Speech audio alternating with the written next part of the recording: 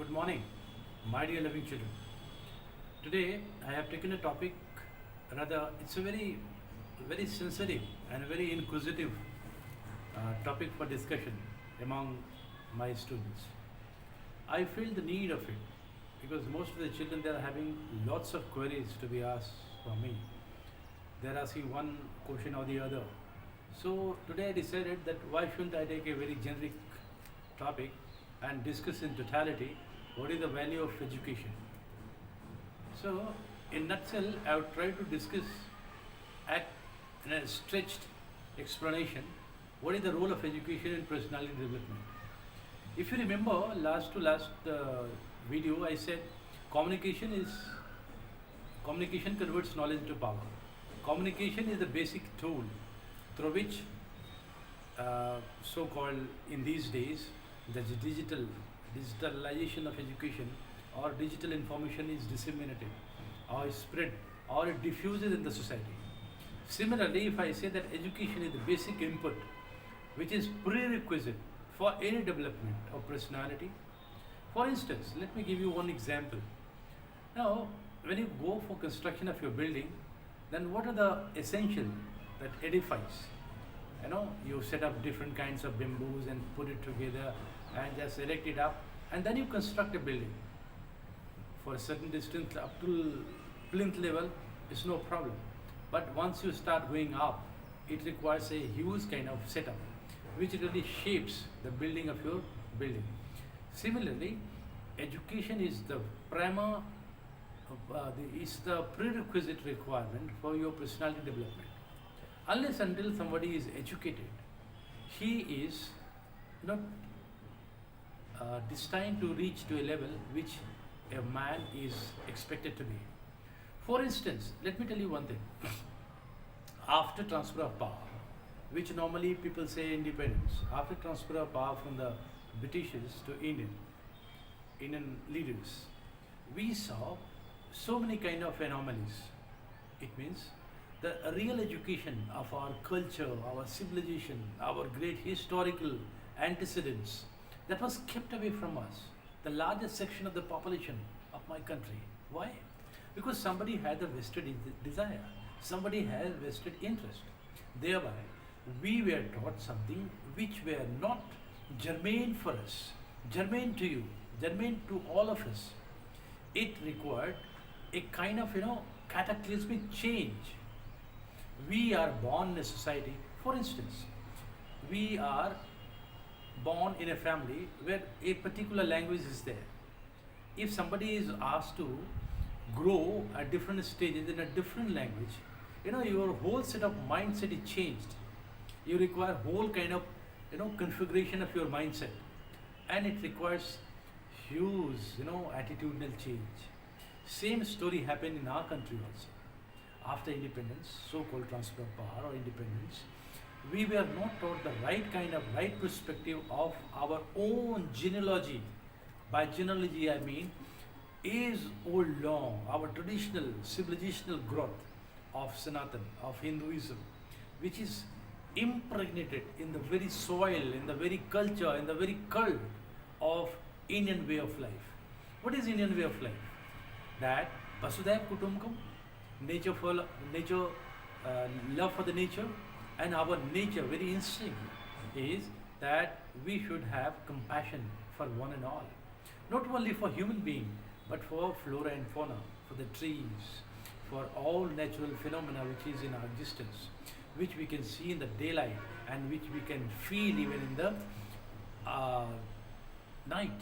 So that was our culture. So we were, drifted away from the cultural values and the ethos. It was because of certain prerequisite or certain malified intent which bereft us, which kept us away from our own culture and value system. So my dear children, what I'm just trying to emphasize here upon, that education, and education means right education. Education which is misguided, which is prejudiced, and which is intended for certain ill will, that is not education. Education means which has its roots in the historicity, in its culture, in its long cued civilizational values system, that is education. Our education was to be imparted to we Indians in our own language, be it with Tamil, be it with Telugu, be it with Sanskrit, be it with Hindi, or any kind of language in which we were born. But we were thrust upon, we were forced upon to pick up a language which was alien to us.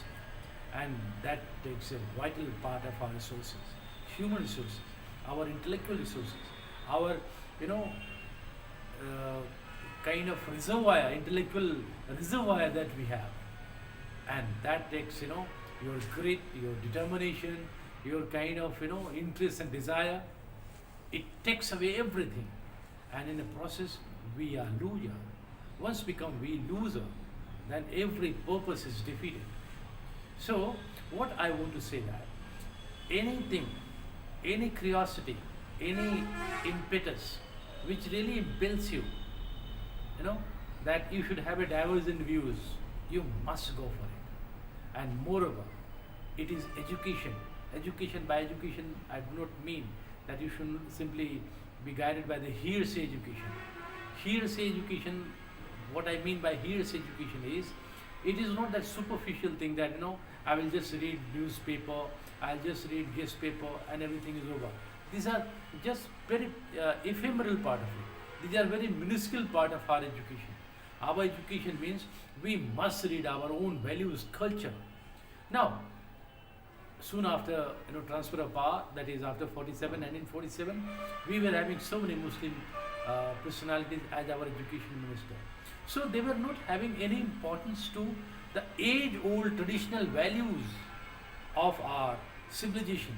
Our civilization always imparts us, always embarks upon that we should have the basic crux of Mahabharata to be taught to our children, basic crux of Ramayana to be taught to our children, because that connects us to our history.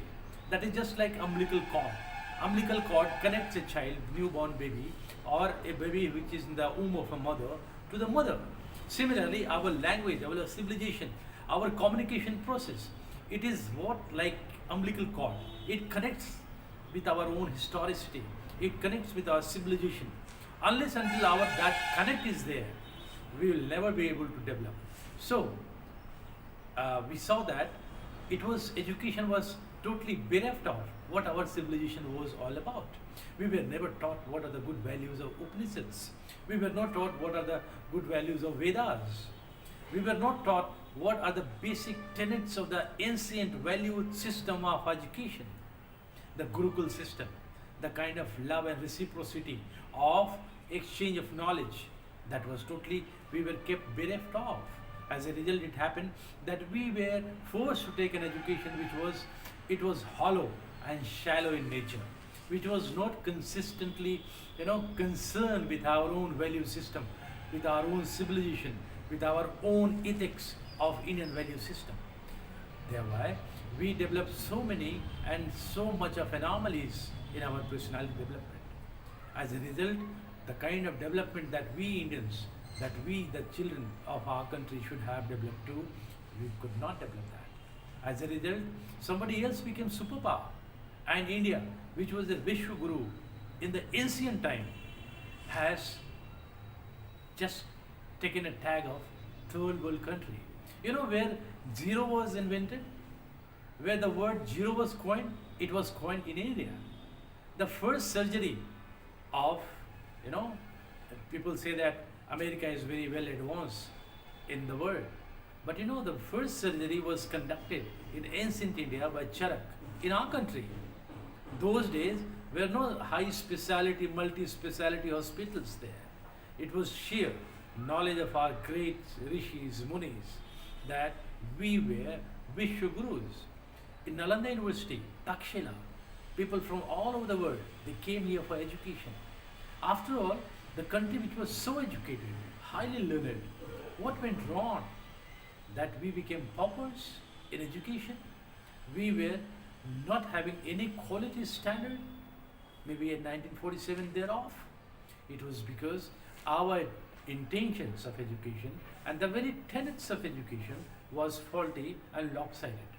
As a result, the posterities could not get what they were out to, what they were, rightfully they should have been given to. So, my dear loving children, it is said that communication and education is a part of communication, because better you are communicated, versatile, educated you are. And education in the right perspective, which keep abreast with your culture, values, and the traditions of the great civilization. If that is impregnated in your education, that thing, your personality is bound to develop. So education, and the right education, is the gateway to personality development. So as a child, you must listen to what your senior says, what your school teaches you, whatever class book is there, whatever textbook is there. Besides that, and besides three trios, reading, writing, speaking, you must develop the habit of reading so many novels. Our scriptures, our great epics, Ramayana, Mahabharata, the Upanishads, the Vedas, you will learn a lot of things. You will learn what are the principles of governance of day-to-day life in ancient civilization. Recently, there has been a lot of exhibition in France, in America, in Cambodia. It is somewhere it is seen that, uh, Vishnu statue is being, exhibited. It means the very system of our cultural cult was spread far and wide. And let me tell you, our religion, Hinduism, is the oldest religion in the universe, on the earth. So we have to keep in mind that our education has to be keeping side by side what are the values that were taught to us, what are the basic, what is called inputs, educational inputs that are taught in the ancient Gurukul system, which was imbibed in Puranas, in our Vishnu Puran, in our Garud Puran, in our Vedic value system, in our Ramayana, in Mahabharata. There are lots of things of day-to-day guidance are already there. When there is a discourse between Lord Krishna and Arjun, how to conduct and how to behave if somebody is forced upon to wage a war, and what are the duties and responsibilities of a warrior. Similarly, we have to be a warrior like that. Now let us see the recent context. I am just giving you a very germane context in our society. Narendra Modi is one fellow, he is one person. He has set a standard for our country, that he is determined, come what may, I have to straightway walk on a path which leads my country to development, to prosperity, so that not only the corporate people, even the poorest of poor farmer, their incomes are doubled. Every year, lakhs and lakhs of people are dying, but nobody shed even a tears. But somebody's, profit is being reduced by substantially low or marginally low. There are thousands of tractors marching on the streets and the roads of Delhi. Just so no, you take your laws back. Why? Because our system has become in favor of few and neglect for maximum. That is exactly what's happened in our education also. So, bad education leads to bad communication. If there is a bad communication, that leads to incident like Shaheen Bagh or the farmers' agitation. Therefore, my dear loving children, you have to be well educated, so that if somebody wants to mesmerize you and misguide you, you can simply say, no, that is not the way, that is not correct. I'll not be going by your insinuations or your persuasions or wrong explanations. All those antisocial elements who are standing amid or in the garb of, or in the face or a facade of a farmer, those people who advocate the principles of Khalistan, and those who are vehement critique of NRC and CAA, they have taken shelter in soul of a farmer, who are basically none other than a criminal. So wrong education really, it eats up the very fabric of the society. Therefore, a personality development of a child, the stage where you are in now, it is always right education. A rightly educated people will always be a patriot. A rightly educated people and damnly educated people will always be a good human being. He or she would be building the society. Their main purpose and the focus would be for the development of self and nation later. And that is a region, and that's an area where you can create an egalitarian society, where you can head towards a hedonistic way, highest good of the highest number. And incrementally, slowly and gradually, incrementally, you can serve the society through the very principle of serving the humanity. If humanity and humanism take the shape in your educational inputs, I think days are not far off when egalitarianism would be the hallmark and the sole principle of guiding governance for the people. But of late, as often, I have been using the word that soon after transfer of power, we have become so prejudiced that breaking and damaging our national fabric has become some of the basic inputs for many scoundrels in our country.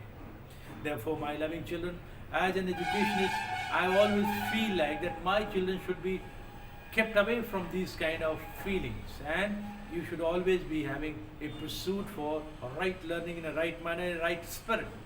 If you do that, I think my country would be looking for someone who is going to shape the destiny and future of my country the way my country really demands.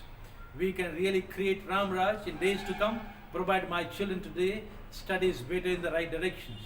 If we can do that, I would be serving my purpose as a guardian and as an educationist and as a social reformer.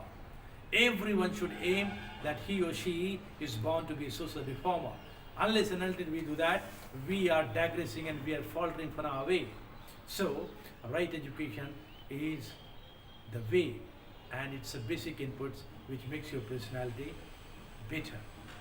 Therefore, I again reiterate, your educational inputs today is going to add value and quantum of justice to the country's tomorrow, because children are the makers of the country tomorrow. They are the builders of nation tomorrow. Thank you very much.